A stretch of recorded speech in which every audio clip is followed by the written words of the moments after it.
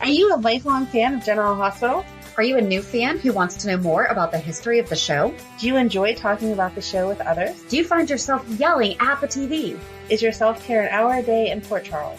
If so, we invite you to join hosts Amanda Kimmel and Shannon Coach at the place where all the hidden conversations take place and secrets are revealed. Meet us at Pier 54, a General Hospital fan podcast.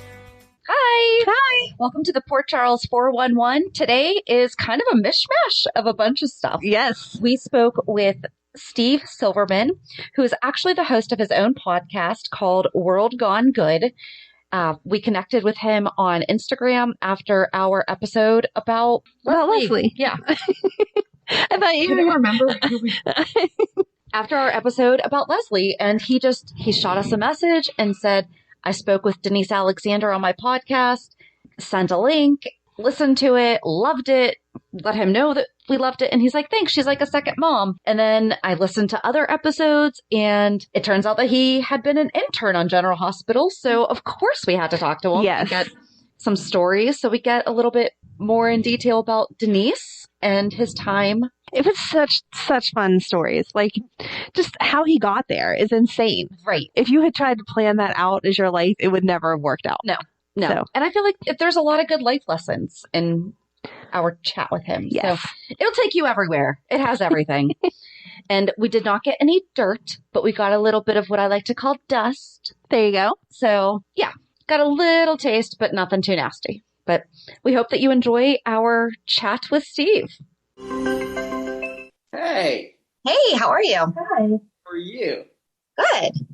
I'm on my bed. This is where I record all my podcasts because this is the best sound in my house. You have to go with it. We just got new microphones, so good. Ignore the it's perfect. helicopter look. The telemarketer.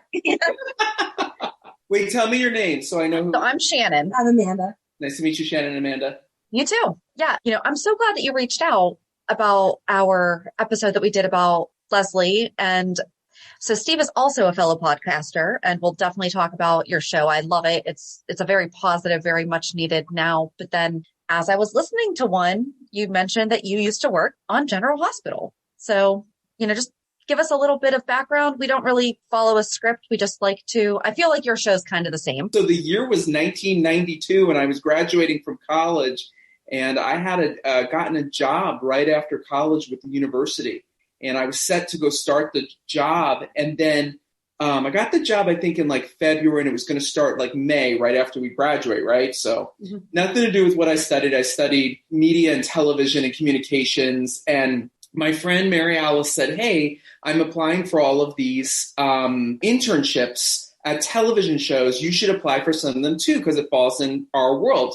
And I was like, okay. So we applied for everything, but it was the summer, and this is in the 90s, back in the day, kids. There wasn't, now we have programming all year long, right? Right. There was no summer programming. There was just repeats. So all your favorite primetime shows were on vacation, on hiatus. Mm-hmm. So we had limited things we could choose from. So we applied to every talk show, every judge show, and every soap opera. And at the time, there were quite a few soap operas still on the air. And we even applied for some New York ones just to see what would happen, because I'm from New York, and I'm like, hey, if all my children wants us, well, I'll go back to New York. Why not? So Absolutely. We got interviews we only got 3 interviews. We both got them. We got an interview at Days of Our Lives set up. We got interviews at Young and the Restless set up. And we got interviews at General Hospital set up. And we worked them all so they were the same Thursday and Friday. We drove out from Tucson, Arizona to LA, stayed in LA, went to our interviews. Our interview with the Young and the Restless was with the receptionist. She was super nice. I'm not cutting them at all. That's just who they was with. And she explained, you're going to be helping me for the summer, but it's a really cool job. Great. She was really nice. Mm-hmm. I'm going to try to remember names because I'm usually good with names. Her name started with an M. It'll come to me because it was very interesting. It was Monique or Monique will come to me. Then we go to Days of Our Lives. Okay. I think that was the same day. And our interview was with, may he rest in peace, Al Rabin, who was the senior executive producer of the show. So we went from the receptionist to the person in charge. I was so nervous in this interview. I was 22 years old. I was shaking. And he was like so nice and couldn't have been nicer. Explained it, just said, oh, you'll be helping us out for the summer, blah, blah, blah. Same thing, running errands, working with, we'll show you departments. Then the next day, I think we went to General Hospital and we met with the production coordinators, which was a team of people who were in their 20s. They were super nice. And there was a woman named Haley. And Haley said, oh, I'm from Tucson. And we're like, oh, we go to school in Tucson. Oh, and we talked about Tucson, blah, blah, blah.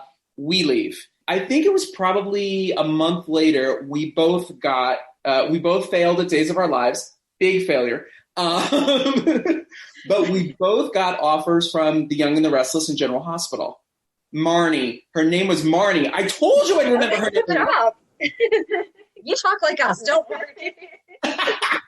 And edit any part of this. I don't care.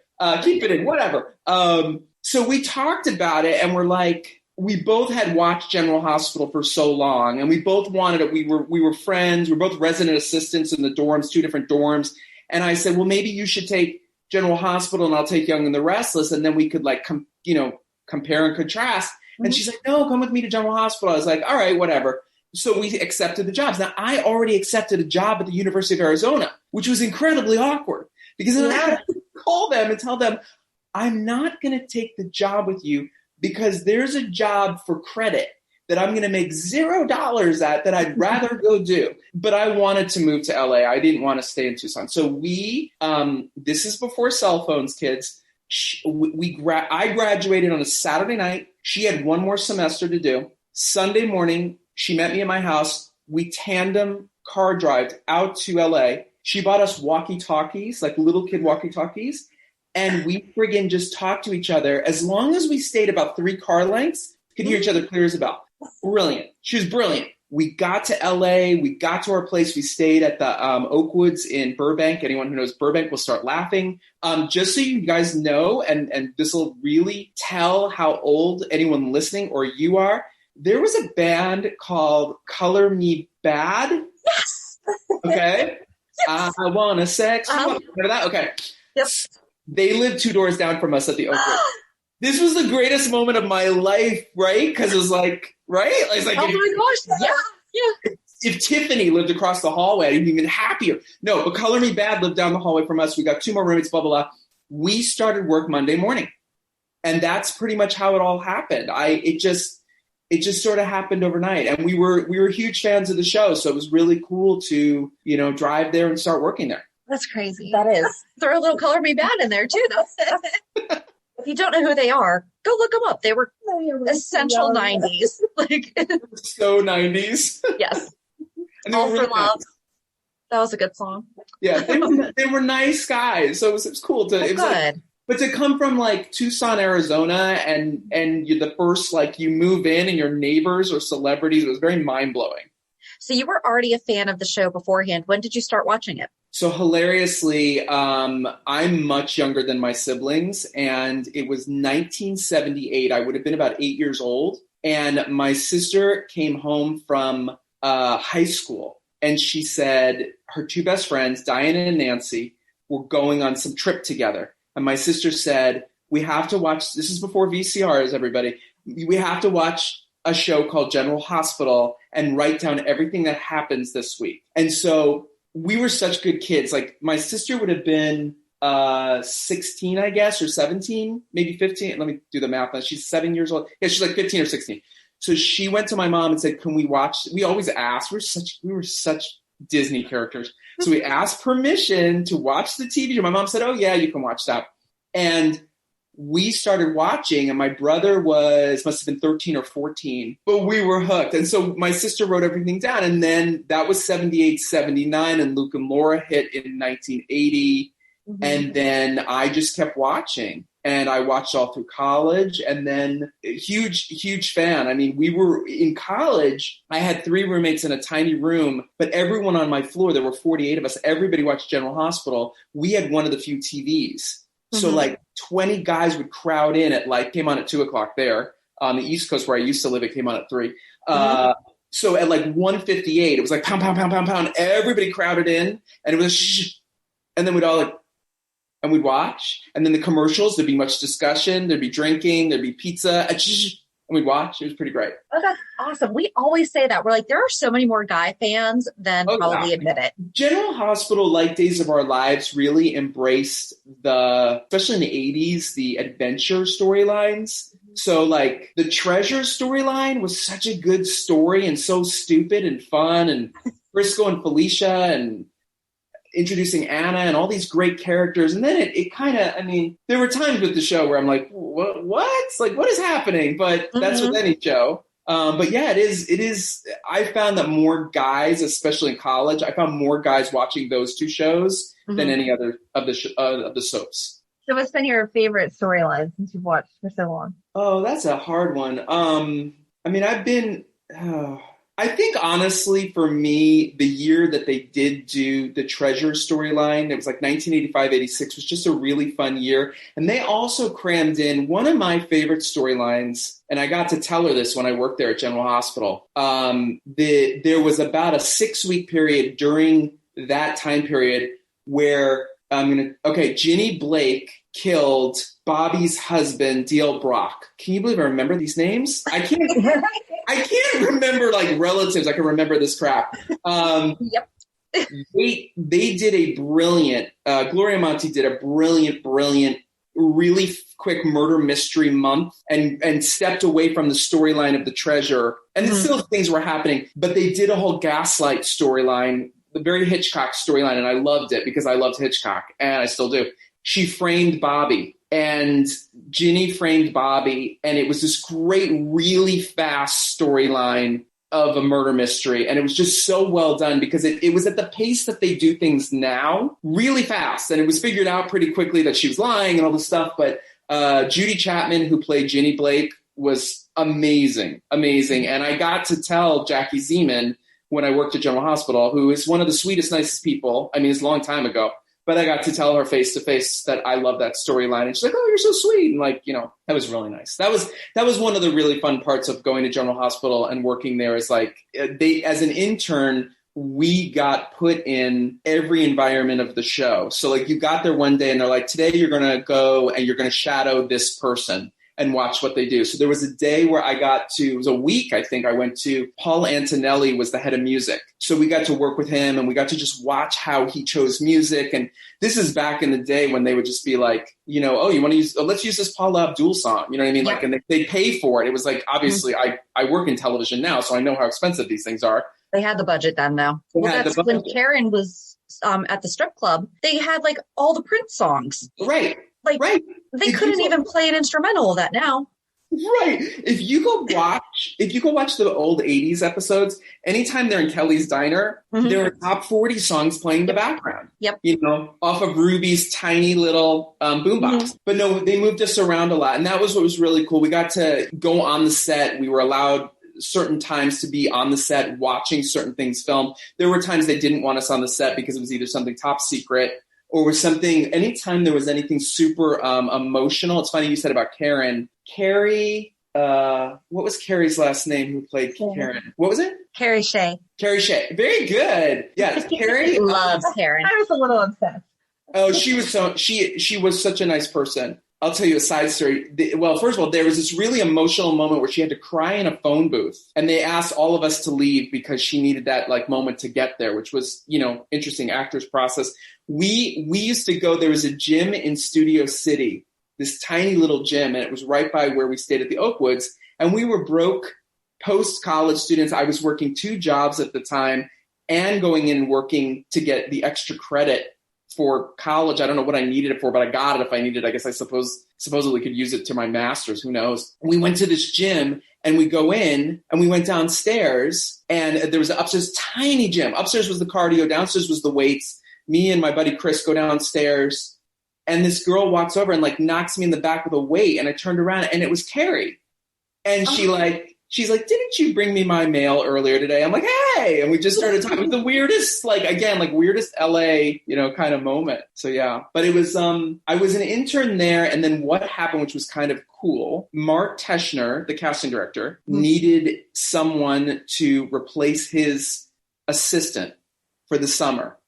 And he came to me and he said, oh, I'm going to spill so much tea here. Watch this. He came to me and said, would you be interested? You have to answer the phone. You have to work with me. I'll teach you about casting. I was like, oh my God, yes. And I thought it was just another intern thing. He said, and I can pay you. It's a job. And I was like, oh, really? And he's like, I can pay you $15 an hour. Wow. Okay, thank you. Oh my gosh. I know. So here's the thing I have to tell you, and Mark may come on here sometime and deny this happened. No, here's the thing. It was 1992. And $15 an hour in 1992 is like, can you do the math? Is there some calculator you can use? What it would be? Shannon's a geek. She loves to find out information. All right, Shannon, tell us what that would be today. I'm thinking it's going to be like $28 an hour, $30 an hour. I love this. $27.85. What did you say? The price is right. Yeah, I mean that's a lot of money. I do production budgets, so I run numbers like through my head, much like you, all the time. So he hired me, and I got to learn all this great stuff for about 6 weeks about casting. The other great thing was I had 2 jobs. I was a waiter at a restaurant, and then I was working at a T-shirt company at the farmer's market on Fairfax and 3rd. I quit the T-shirt job. I only took that because I was barely getting by, but it was really amazing. He's such, we're still friends. We have a mutual friend in common. We were at my friend's wedding, and it was like, oh my God, I hadn't seen him in like years. Mm-hmm. But he taught me so much. I got to cast in 1992, Holly and Bill went on this wacko South American adventure when she had a lookalike. Do you remember all this? Remember how everybody on the show seems to have a lookalike? Okay. Yeah, of course. Right. She had like a cousin or a twin who looked just like her. And we had an actual, I'm not making it up, they had an actual panther, like a black panther chained up. That was crazy. And there was a water slide. I'm going to find you guys this clip because I'm not making this up because we believe you. Don't worry. We wanted to go down the water slide. They built a water slide. It was insane, but it was like them going, like it wasn't a real water slide. It was supposed to be that they were in like some sort of mudslide. And Tony Geary and Emma Sams like had so much fun. They did it like 4 or 5 times to get all the angles they wanted. They were having a ball. But anyway, I got to cast. Mark Teschner said, I want you to cast the like pirate villains who are chasing them. So like, you know, I don't know what I'm doing. So I go to there's this big drawer that you open and everything's was in folders with 8x10s based on type. So I start pulling, you know, arg, pirates, right? And I bring him in a folder of like choices and he looks at him and I remember this. He's like, no. And he pushes them forward. He's like, remember where we are. I need hot pirates. I need foot 4 muscle pirate. I'm like, okay, I got you. I turned on the gay, which I am, and I got to cast sexy pirates, and it was kind of cool. Like for somebody who's 22 years old to then see these guys on the air and go, oh my God, I did that. That was kind of cool. Yeah. So it was a fun experience, and it led to so many things since relationship-wise that I've jumped ahead on. Mm-hmm. So how long were you there? Like, was it just through that summer? It was, I want to say it was like 3 or 4 months. It was into September because Marilyn Toma and Bill Levinson were the head writers. And Marilyn jumped ship and she went over to Days of Our Lives to co-write with James Riley, had just come out from New York to write. And I left in September, was like just 22 years old, trying to find my way in, you know, Hollywood. And I want to say like maybe mid-January or February. This is before email. And I mean, we had email, but texting and all that.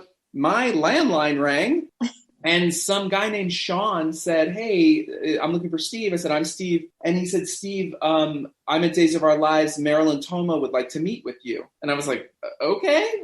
And I was so excited because I wanted to be a writer. I went to Days of Our Lives and Marilyn remembered me. I don't remember how this all went down.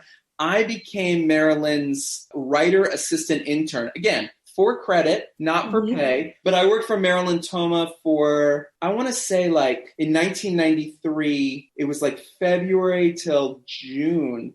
And it was when, or further, it went into the summer because it's when we buried Carly alive. That was a big storyline. I remember like the whole burying somebody alive in a coffin thing. And we plotted, I remember us plotting all that out, and that was pretty cool. Oh, that's awesome. I'm so jealous of everything you got to do. That's awesome. it was so cool because like you or anyone listening is like, I grew up in a tiny town in New Jersey, and I moved to Phoenix to my senior year of high school. And then I went to college, and like anybody, I had dreams of going to Hollywood and making it and becoming a writer. And I went back to my University of Arizona many years ago and gave a speech. They had me give a talk, and then I answered questions for this media arts class. Hilariously, I was supposed to talk to about 30 people. And then for some reason, my old professors all talked to each other, and they moved me to an auditorium. Suddenly I was talking to 300 students. I told them, if you have a connection, if you're Anthony Spelling and your uncle is Aaron Spelling and he offers you a job, you take that job. You don't worry about nepotism or whatever you need to do in a healthy, good way. I highly encourage, because it took me almost 8 years to find my path. And it was a long 8 years. It was an expensive 8 years. It was a debt-filled 8 years. I don't regret any of it. Awesome. But it was a long, long journey. But it was cool. I mean, there were so many fun adventures that happened. I'll tell you quickly how I met Denise, which is because a year after General Hospital, right around the Days of Our Lives time, I was a writer. I wrote a play. I sent it to my friends. Crystal Carson was on General Hospital. She played Julia Barrett. She was Brenda Barrett's older sister. Mm-hmm. And then Cheryl Richardson, who I think last name Cheryl Smith now. She's married to Forey Smith. Cheryl Richardson, she played Jenny. She was one of Ned's wives. She had red hair. Yes. So I was pretty friendly with them.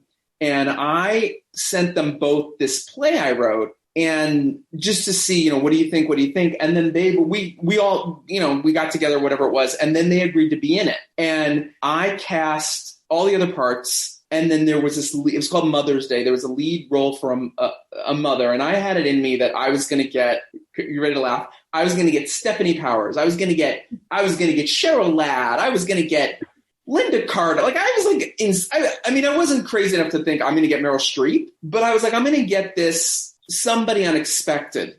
I wanted to find somebody, and maybe Mark Teschner taught me this, I don't know, but somebody who you didn't think of comedy-wise. Mm-hmm. And so I spoke to so many people. I can't even tell you how many people I spoke to. I'm going to blow your minds for a second. I don't know if you know who this is. I spoke to Sharon Gabbett, who was on Edge of Night. She played Raven on Edge of Night, and was delightful, but she was retired. I spoke to all these people, and then it was getting closer and closer because, like a dumb, I put the down payment on a theater because I'm like, I'm putting up a play. How hard could this be? I was 23. I was a punk, and I was a moron. So I I literally gave I was just trying, right? And then a friend of mine, Leona, said, what about Denise Alexander? And I said, oh, I hadn't even thought of her. I said, I love her. She's amazing. Where is she? Like, it was 1993. Like, what? Like, where did she go? Like, I haven't thought of her in forever. Mm-hmm. And Leona said she had a contact for her. And I said, okay. And I called this number and I left a message, and it was for Potpourri Unlimited. How I remember this stuff. Jesus Christ. If you want to know anything about the Bionic Woman or the $6 Million Man, start asking questions, because I will answer all your questions and freak you the hell out. Okay, so I leave a message for Potpourri Unlimited, and then I hang up and I'm like, was that the right number? So I call back, and again, the machine, I'm like, all right, okay, it was the right number. Then I call Leona, I'm like, Leona, this thing you left me is for Potpourri Unlimited. She's like, no, I'm pretty sure that's the number. And so I think maybe a couple days went by and my phone rings. Again, landlines, everyone, no caller ID. I pick it up. I was going to say that. I'm like, that's how you got away with calling back. Right. We used to have this thing called star 69 if somebody remember? Mm-hmm. Yep. And you can still do star 70 on your cell phone. It blocks that's a good one too. Oh, okay. That's a little one for you to know. Anybody needing to go and, call your ex, hit star 70. And so my phone rings and I answer, and it was 3:00 on a random Wednesday, and I have to go in. I'm still working at that restaurant. And this woman said, hi. And I knew the voice immediately. Hi, I'm looking for Steve Silverman. And I said, hi, Denise Alexander. And she said, oh, hello. And she said, thank you so much for leaving a message. That was so sweet of you. And we had the shortest conversation. And she said, thank you for thinking of me. I've retired from acting. I don't act anymore, but thank you for thinking of me. And I wish you the best of luck. And I said, okay. And I don't know why this went off of my brain, but I said to her, can I send you my play anyway? And there was like a long pause. And she said, well, I'm not going to do it. I said, that's okay. Can I send it to you anyway? Do you have a P.O. box? And she said, I do. And I said, well, I'll send it to you. I sent her the play like that next day, Thursday. And I'm not kidding. I think it might have been Saturday. Wow. She called back. Like my phone rang. And this time I was like, hello, like the stars are calling. And she's like, hi, Steve, it's Denise. And I said, hi. And she said, I just want you to know I'm not doing your show. And I laughed. And she said, I just want to tell you that I'd like to have lunch with you. And she said, anyone who writes like you is somebody I'd like to meet, but I'm not doing your show, which made me feel really like, remember, I'm 23 years old, right? I'm living next to Color Me Bad previously. I've been kicked out of General Hospital, and I'm probably about to get kicked out of Days of Our Lives. So I went and had lunch with her in Beverly Hills, which was surreal. And we met at we just talked about this recently, she and I think it's on my podcast in the bonus content. We talked about it because I challenged her to remember the first time we actually met. Mm-hmm. We met at a restaurant in Beverly Hills at about 12:45, and we closed it down. We stayed until like the 3:30 point when they asked you to leave because they got to turn over for dinner. Yeah. We just hit it off, and we were just talking about life and everything. And when we left, she said, it was so great to meet you. And she hugged me, and she said something about, my husband's a television director. Maybe we could look at some projects, but I'm not doing your show. I said, okay. And I laughed, right? And so I don't know what made me do this, but beginning the next day at exactly 3:00, I would call her and she would answer and go, hello. And I go, hey, Denise, it's Steve Silverman. And she'd go, I'm not doing your show. And then we both laugh. I go, okay, I'll call you tomorrow. And she's like, okay. And I hang up. It got to the point, you guys, you will speak to her, I promise, sometime. She will tell you this story. She thought I was such a punk. And then her phone would ring at 3:00 and she would answer the phone almost every day and go, not even hello. I'm not doing your show. And I go, okay, well, I was just checking in. How's everything else? It's good. Okay. And we wouldn't even laugh. So what wound up happening, I had a play reading scheduled with the cast. It was like 3 weeks of this going back and forth. And someone wanted me to audition their friend. And I remember that I was going to hire this other, not unknown, but local theater actress, not a television actress, but a local theater actress. And I remember we met and I liked her. And so my friend said, well, let's do a play reading with her. And I said, okay. And then Leona said, no. It was Leona's idea. If Denise ever questions this. Leona said, let's get Denise Alexander to come down. Tell her that you need her just to do the play reading. I said, she's going to say no. And we were laughing about it. I'm like, I'm too scared to call her. So I called her. She answered the phone. She said, I'm not doing your play. I said, that's fine. Would you mind doing a play reading? And she said, well, when is it? And I said, it's like, Thursday night at 7 p.m. at the Little White Chapel. God, it's so crazy. I remember stuff. It was a rec room outside of a chapel. I had no money. I just want to reiterate for the 100th time how little money I had. They asked for $15 an hour for their space. I'm like, I'll take 2 hours. And then that was my tips from the restaurant one night. Right. Yeah. I'll do anything. Denise came down and she surprised me because she brought her husband, Richard Cola, with her. And I knew Richard Cola because Richard Cola he's still a great guy. He was a major television director. And he introduced, hello, nice to meet you. And he said, I'm just going to sit over here. And we did the reading of my play. And it was like magic. She fit perfectly in. And when we were done with the reading, I had some sodas and some M&Ms. I don't know what I had. And people were sort of actors, just give actors food. They'll stay for anything. I went over to him and he shook my hand and he said to me, you really have something here. And I said, yeah, I think we might. And Denise came over to me and said, can I talk to you outside for a minute? And she had this very intense, and I'm like, okay. And we went outside. I'm 6'1". Denise is 5. Oh God, if she hears me say that. All right. Denise thinks she's 5'9", 5'10". She's 5'2" if she's a day. Okay.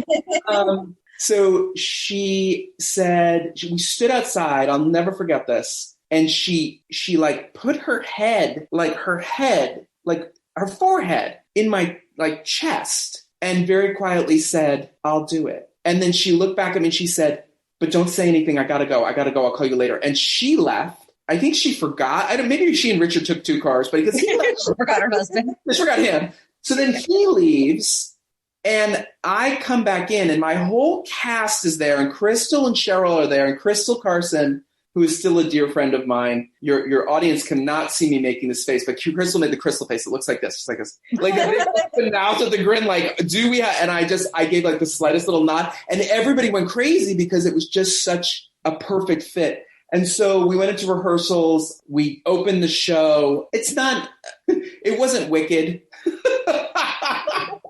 It wasn't some Tony winning show. It was a piece of something that I wrote. I was 23 years old. I didn't have much life experience. And the critics destroyed us. Oh.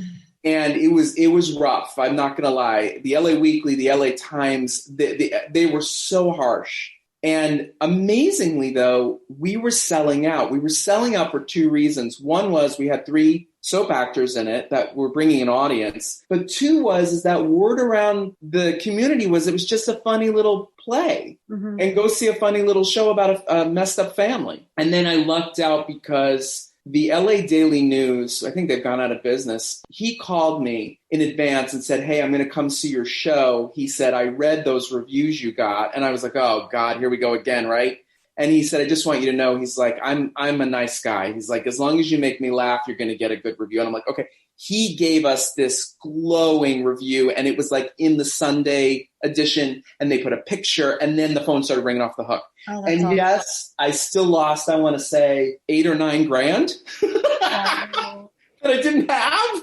But God bless credit cards. And and Denise and I we stayed friends we've been friends ever since. She's like a second mom to me. She always says yes she always says no. And then 5 seconds later says yes. Mm-hmm. And everything I've ever done, and she'll own up to this, she reads it and then tells me, well, this makes no sense. And I don't know why you'd spend the money. And this, you're going to just fall into a hole. And then I do whatever it is. And I'm not bragging. People like it or they don't. People like it. And then she calls me and goes, well, when can I be in it? And I'm like, really?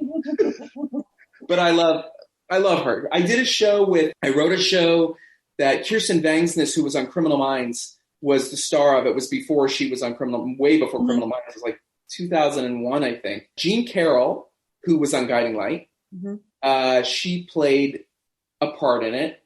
And I had asked Denise to play this part, and Denise said no. She was too busy. And Jean did the part, and then Denise started coming to see the show, and she saw the show multiple times, and then she kept punching me in the arm going, why did I say no? That's such a fun part. It's such a fun part. This was the first show I ever had that was critically acclaimed, and I had no audience. I had like 10 bodies, and there's a rule in equity waiver theater that you can, if there are less people in the audience than in your cast, the cast can vote on whether to not do the show that night. Oh. So I had 14 cast members, and I would get like 9 audience members. So I'd go back every night going, we got 9 people. And I'm like, are we voting? And everyone's like, let's just do it. We're here. I'm like, okay, you already paid for it. Let's go. So Jean called me one week and said she got a commercial shooting in God knows where. I'm so sorry to do this to you. It was like a Tuesday.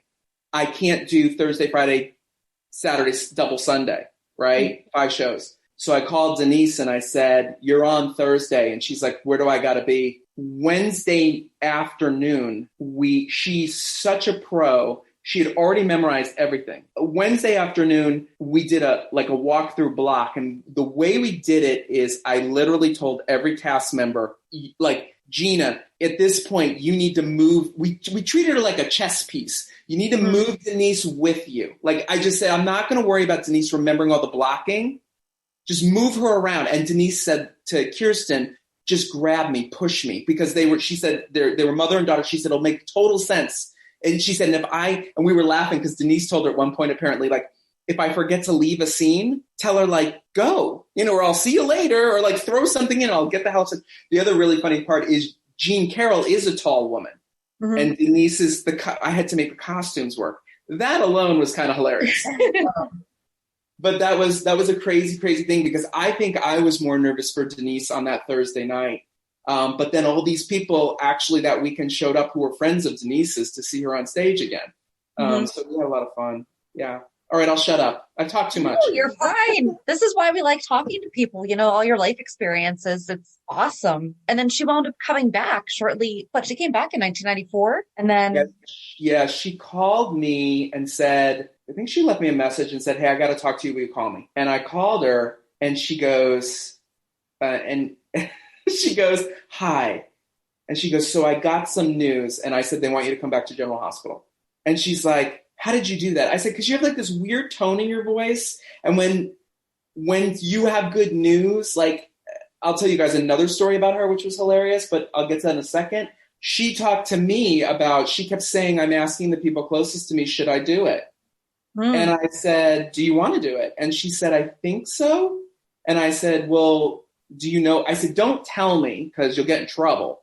But do you know what the storyline is? And she said, yes. And that's an interesting story because that didn't happen the way it was supposed to happen. And I can share this with you. You may already know this. Denise came back and there was a much bigger story. But Jeannie Francis had contract negotiations and apparently it didn't work out the way Jeannie wanted. And she left. So they used that as the way to get her away, right? Take her away. But there was a much bigger storyline. And also, I should tell your listeners this, so anyone who remembers the storyline, Denise was very disappointed. I hope I'm not speaking out of turn here for her. She was disappointed because she filmed an entire set of scenes with Stephen Nichols where she, confronts him for keeping her kidnapped all those years. They didn't air any of those. They were too short for time. And Denise was so frustrated because she's like, the work between the two of them was, she said, it was so good. I wish you could have seen it, but she understood. But again, this came back down to, if you remember, she came on a couple weeks or a month or so, and then she and Jeannie left. Yeah. So but she called me when that happened. It was really funny too. In between there, Richard, her husband, was filming a miniseries called Zoya with, I want to say, Melissa Gilbert. You can look. You can quote me on this. I believe it was Melissa Gilbert, and I believe it was Bruce Boxleitner, her real life husband. And they went to France, and they hired. It was all shot in Paris. There was this huge part in it. It was a mini series, I believe. There was a huge part, and they cast this older French actress. And what happened was Denise found out that Richard was going to film this, and she's like, I'm going to Paris. You're going to Paris? I'm going to Paris. So she went to Paris with him. They started filming. They had some sort of problem. I don't know what it was. It didn't work out with that woman. They were already filming. Denise, I'm spoiling Denise's stories. She told me this. She was at dinner with the executive producers and Richard, and everyone's eating, and they're discussing what they're going to do. And she said, everyone went silent. And Denise said to me on the phone, she's like, you know me, I'm just eating my food and drinking my wine and looking around at the pretty pictures. And she looks up and everyone's looking at her. And she goes, what? And Richard just did the point at her really slowly. And she said, what are you pointing at me for? And he said, we need an actress. And she's like, oh, no. And he said, oh, yes. And she did it. And hilariously, she called me from Paris to tell me what was happening. And I made her put Richard on the phone because I had directed her in the play, I think a year and a half, maybe a year before. And I said, he got on the phone. He said, he always says, hello, sir. And I go, hi, do you need some tips on handling a difficult actress? And she was,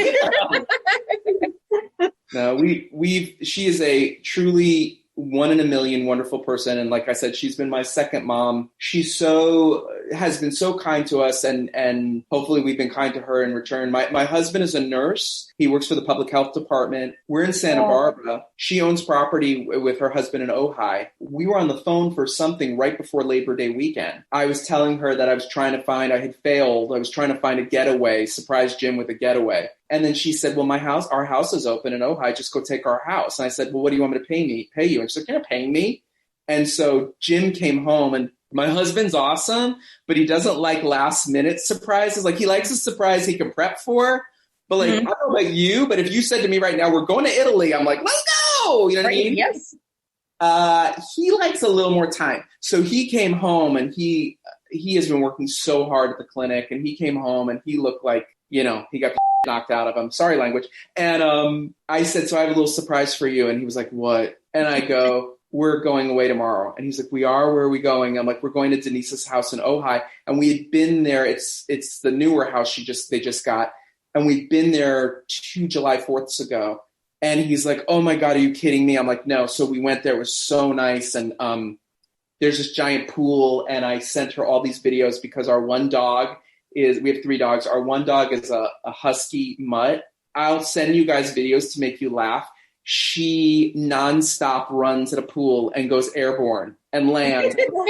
But like a mermaid, like she's under the water, like a crazy person. And she'll like put her nose up and take a breath and then like dive down. So we had this great video. But yeah, no, we've stayed close buds for a long time. Well, that's awesome. And that sounds like a great getaway. And, thank you so much to your husband and you. I mean, I'm sure that it's been a toll on you for everything that has been going on. And thanks so much to the frontline workers and everything for putting in all that they do. I don't think people realize how much this pandemic required people in the health world, come up with solutions on their own. And every clinic, every hospital, every doctor's office, everybody had to figure and is still figuring it all out. And he's in a supervisor position. He's been a nurse for 30 years and he's got a staff of people, but every aspect of this had to be figured out. And he comes home and he's so physically exhausted from moving around and also mentally exhausted of moving puzzle. Yeah, how do you figure out the unknown? How do you lead people through the unknown? Right. Totally. Yeah. And let me ask you guys a question. Well, first of all, let me ask you this related to the pandemic.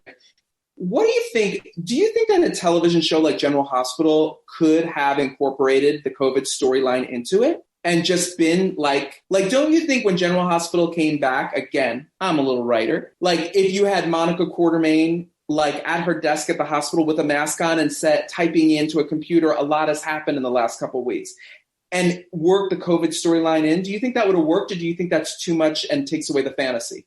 We talked about this a lot. We think the latter because it's our escape. And especially now, especially since GH specifically has done so many good humanitarian and, such important storylines with, like the Stone Kates and everything, where we don't have an end in sight right now, it would be too much. Right. And there's an infectious disease doctor on the show right now. So it wouldn't have done it justice to either his character or to the reality of what's going on, that he wouldn't, we could watch him go through this, but I think that would probably be exhausting for the actor too, to be having to do that. It's Michael Easton. Michael Easton's character is. I have no idea what any of these doctors, what their specialties are. Like, I know Monica is supposedly a heart surgeon. That's the only one I know. Yep. Right? Yep. But so Hamilton Finn is Michael Easton, and he is an infectious disease doctor. I kind of wanted it at first. I kind of wanted it in. It was great because when they did the nurses' ball, they did it as a telethon, and they did it to benefit the frontline workers. So they honored it without totally going there, but they still acknowledged it, which was great. I thought that was awesome that that's how they did the nurses' ball. And there is one doctor that has been wearing a mask around, but they kind of incorporated it into her storyline where she's trying to disguise herself too. Oh yeah, Obrecht, who I love. Yes, okay. Yeah, Kathleen. I got to work with Kathleen on a smaller project I did called Winterthorn, and Kathleen is an absolute delight. Everything you want her to be and more. She's just a delightful human being. Yeah. Oh yeah. I love Obrecht. Mm-hmm. I feel like it is the escape. Other shows have brought it in. We both watched Grey's Anatomy, and it kind of it takes away from the fact that is the escape. It's more exhausting to wonder, are they going to make it through? Is it going to be okay? And so to add it into GH, I think everyone needs that hour to just forget that it exists and focus on, whatever love scene or drama scenes on GH.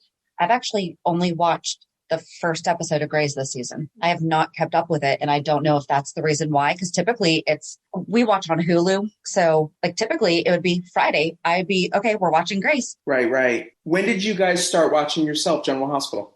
I did start, well, I'm older than you, so I did start first.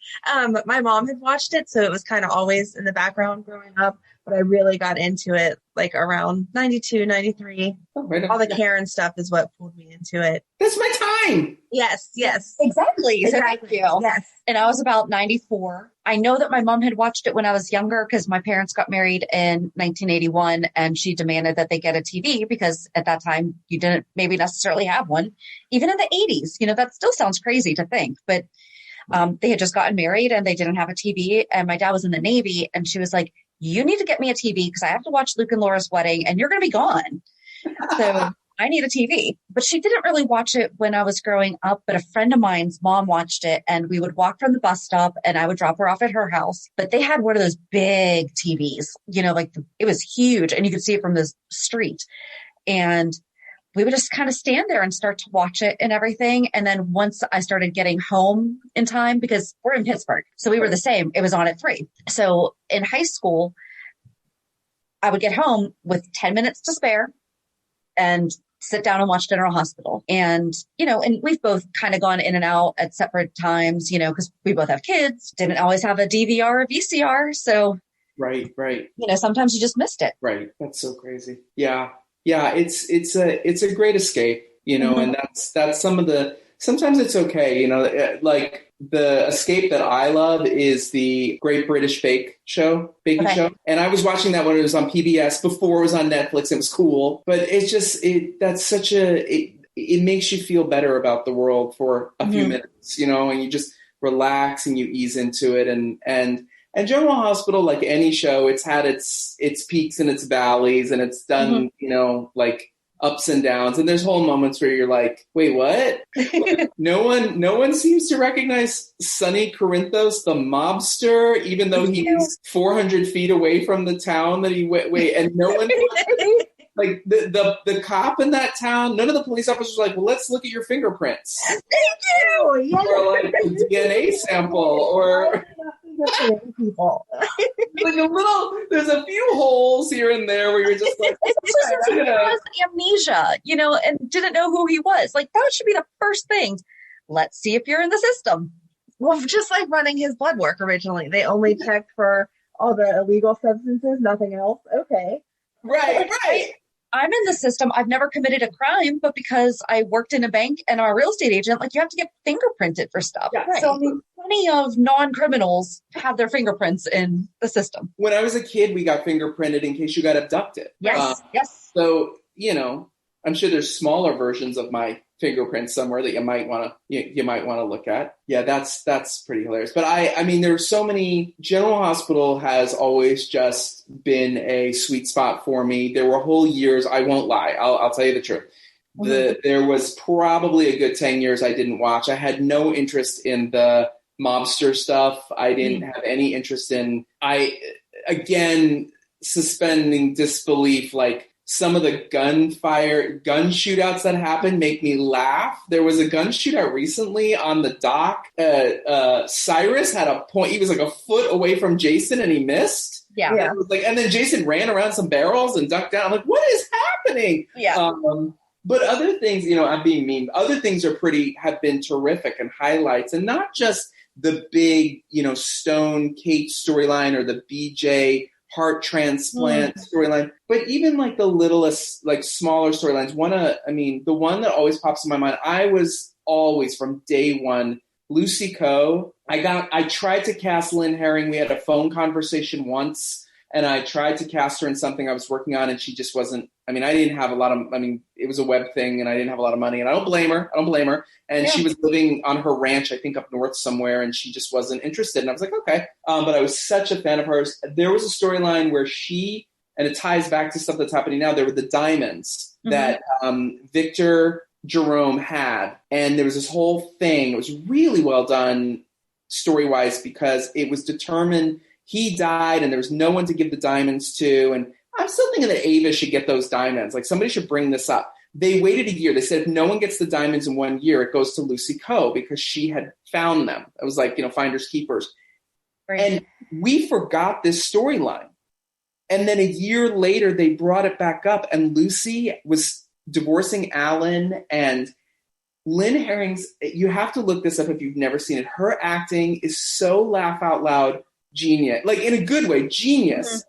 Because she's like, she tells Robert Scorpio and Scott and all the major characters, they have the diamonds, and she's holding them in her hands. She's looking at them, and she's like, I have them. I have the diamonds. And I don't need any of you.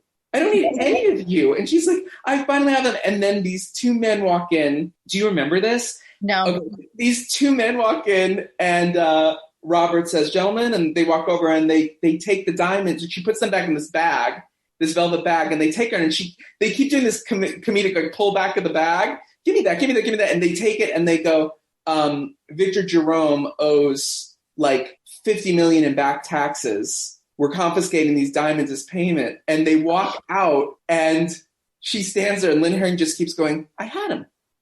They were in my hand. I had them. And it is the funniest.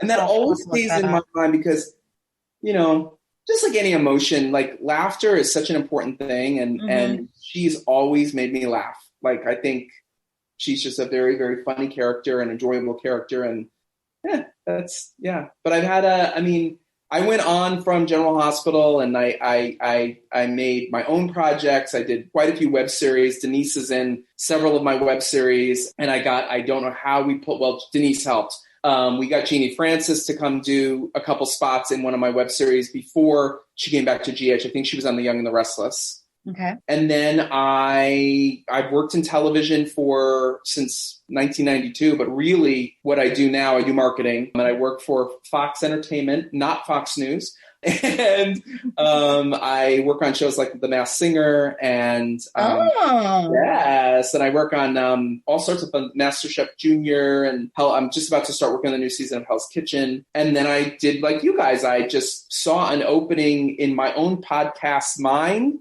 of the kind of podcast I would want to have. And I looked around and I found a few, but didn't find the one I wanted. So I launched my own listen to me. I launched my own podcast called World Gone Good. I just started, I was like, I have no clue how to do, it's like I've done everything. I had no idea how to do theater. I figured it out. I had no idea how to do web series. We figured it out. Podcasts, I know how to edit. I know how to record. I was like, all right, what else do I need to know? So a very good friend of mine gave me a tutorial on all the things you need to do to the post end, as you guys will understand, not this part, but the, where to put it up and how to get your view counts and what an RSS speed is and all those things that I had no clue. I learned all this stuff. And I launched, I did 16 interviews before I ever launched. Okay. So that I would figure out, like, do I want each show to be its own thing, or should I mix and match, or, and then I launched, and we're in I think I just put up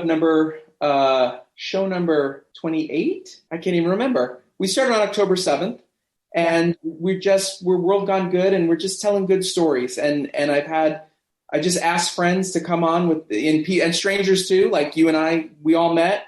And I reach out to people and I say, come on the show and let's talk about something good. And we just spend about 20 to 30 minutes and it's really, really enjoyable. We've had to change how we spend time together and how we communicate with each other. And this has allowed me to spend time with my friends. Yeah. And talk about things that we all enjoy talking about. And so, I wanted to have Denise on. I also wanted to have my friend Ray Prussia on. And I realized, I'm like, I could they're both longtime actors. Ray was on Suits recently for 3 years. He had a huge part on Suits. Denise, of course, has done a million things too. And then I just decided to do a show on friendship. And I kind of curveballed both of them and said, the topic is friendship. And they were both like, oh, because they thought we were going to do like an interview about my career. And I'm like, no, we're going to talk about friendship. And that's what the show is. But again, like you guys, like I had so much extra material that I didn't know what to do with that I just made this little bonus thing. And it's really funny because the bonus thing is like, I don't edit the bonus stuff. I always warn people, when you're going to listen to this, you're going to hear you'll hear my dog Hazel barking. You'll hear our wind chimes. I'm not editing anything. It's just, this is what you get. This is the bonus. And the bonus on that is pretty hilarious to me because it's me testing them on when they first met me. Mm-hmm. And their answers are pretty hilarious. So, but yeah, it's been really, really fun. I love your show. I can feel that's where your heart is that you just want to put good out into the world, and I did listen to the friendship episode, and it made me think, because he made them think, what was your first friendship? Wow. And I was like, and I'm very much like Denise. I moved around a lot. I was in 4 elementary schools by the time I was in 2nd grade. But I remember when I was in kindergarten, and I don't know if it's because I was just always told stories about her, but I know that there was a little girl named Esther that I was like super close with. And now I'm thinking, I'm like, oh my gosh, Facebook, I wonder if I could find her. But then I'm like, okay, but is she going to think I'm creepy because we were only friends for like 6 months? Did that relationship mean more to me than her? There's a horror movie called Esther. So that would be also hilarious too, if that was your situation. I'm just saying. Oh no. But yeah, it's really, really good. And you're on all the major platforms and everything? We're on everything. I'm trying to think of, I have one really funny story I can tell you because he just passed away. John Riley, who plays Sean Donnelly, one of the nicest human beings on the planet. I'll end this here because your listeners are like, shut up. Okay. John Riley, 1992, has this scene with Antonio Sabato Jr. on the docks. And I'm roughly going to tell you the scene if I remember it right. There's some sort of shootout, and Jagger gets hit in the shoulder, I think, falls to the ground, and they had to block this whole thing out. And then Sean comes right, the cops come, and Sean comes running over. He's the chief of police, commissioner, whatever he is. And he grabs Jagger to look at him. And he's like, stay still, stay still. And they rehearse this whole thing. And then they go to film it. And the line that Sean says, oh my God, it just came back to me because I had the wrong word in my head. I'm going to get it right. Sean goes, you're brave, Jagger, and you're lucky. You're lucky too. Okay? Because he got shot in the shoulder, right? Mm-hmm. And that's it. And Jagger's supposed to say something back like, yeah. I think that was his line. Because Antonio Sabato Jr. is a very nice person, I'm sure. Or not. I don't know. But they gave him less and less to say out loud and more clothing to take off. Again, have him on. He can say nasty things about me. That's not me being mean. I'm just saying what I saw. Just telling you my observation. Mm-hmm. So they map out this whole thing. And they're like, all right, let's shoot it. Bell rings, 5, 4, 3, 3, 2, 1, action, bang, bang, bang, bang. Sean runs around. All these cameras are moving. I'm way back looking at a set of monitors you can see. And it's really cool. It's kind of like Zoom. And the yellow box is jumping around is to tell you which camera they're on because there's somebody upstairs hitting the switcher as the director's going, go to 3, go to 2, go to 4. So Jagger goes down. Sean Donnelly comes running over and he goes, Jagger, you're all right, man. You're brave and you're lucky. You're lucky too. And Antonio Sabato goes, yeah, and I'm lucky too. There is the slightest beat and the director yells cut, and John Riley threw his head back and laughed like a crazy hyena. The whole crew got up laughing, just went up laughing. And Antonio stood up smiling, like he completed the scene. And John Riley patted him on the shoulder and said, good work, man, good work. And just walked away from him. And I don't know if they cut away from it or went to the next scene. But the fact that moment of John Riley will always stay in my head of how he had to hold it for that split second possible reaction shot after giving him his own line and having it repeated back to him is what I leave you with today here on your podcast. Yes, thank you. Thank you so much. So when we go out to LA, we totally... I was so excited whenever he said that. Yes, let's go have drinks. Absolutely. Well, and isn't our friend with JLJ Media also? I believe so. Yes. We're going to have a busy schedule. We're going to have a huge, when this COVID thing is over, or not, I don't think it's ever going to be over, but when we're allowed to safely travel. Right. When events are being held again. All the things. Yes. So we are going to have a massive meetup out in LA one day. Please, please, please give his podcast a listen. It really is so good. I just love the whole idea of it. That's awesome. Yep. And I said it on our podcast, but I might have edited it out. So if I did, here it is. And if I didn't, here it is again. I feel from him. Yes. What he just wants to put out there is good. Right. You know, and I mean, you could tell it from his story of he had his famous friends on, but instead of talking about how famous they are and bragging like, oh, I know all these people, he just wanted to talk about their bond and their friendship and how they got started. That's amazing. Right. It's so much fun because he digs into little areas that you don't really put a lot of thought into sometimes. Mm-hmm. You know, it's like, of course we think of our friendships and our relationships and stuff, but when you start to really listen to that episode, it is really, really good. But cannot wait to talk to him again. Yes. You know, I love our new friendships that we're making. I know. Doing this podcast. It's crazy. So Yeah. I guess just join us on Monday as we recap this week's shows.